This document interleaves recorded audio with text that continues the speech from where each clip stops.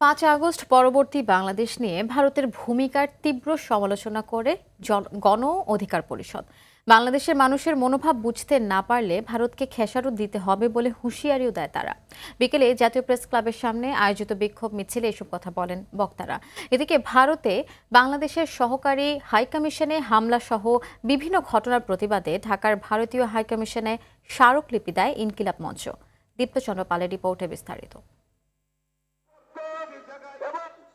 ভারতের আগরতলায় বাংলাদেশের ডেপুটি হাইকমিশনে হামলার প্রতিবাদে বিক্ষোভ মিছিল করে গণ অধিকার পরিষদ। বিকেলে জাতীয় প্রেস ক্লাবের সামনে বিক্ষোভ মিছিল করে তারা। এ সময় বক্তারা বাংলাদেশের পণ্য রপ্তানি নিয়ে ভারতের উগ্রবাদীদের বক্তব্যের তীব্র বিরোধিতা করেন। ভারত শত্রুতায় লিপ্ত হয়েছে, আমরা ভারতকে শত্রু হিসেবে চিহ্নিত করে প্রতিরোধ করব। ভারত যদি বাংলাদেশকে কলোনি বানানোর জন্য এই দেশে আর একটা টাকাও বিনিয়োগ করে এবং তাদের দালালদের মাধ্যমে কোন সিন্ডিকেট তৈরির চেষ্টা করে, ভারতকে তার উপযুক্ত জবাব দেওয়া হবে। ভারতে এখন হাসপাতালগুলো লোকসানে পড়েছে, আজকে রোগী খোঁজা হচ্ছে।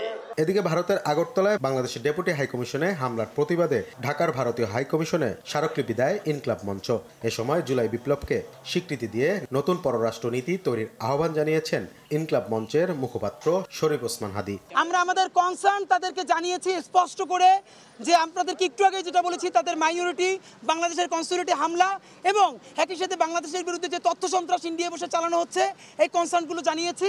আমাদের আজমির শরীফ নিয়ে আমরা আমাদের সমস্যা জানিয়েছি। বাংলাদেশ সাম্প্রদায়িক সম্প্রীতির ১ নম্বর উদাহরণ। এদেশের মুসলমানরা সবসময় মন্দির রক্ষা করে বলেও জানান তিনি। দীপ্তচন্দ্র পাল, RTV, ঢাকা।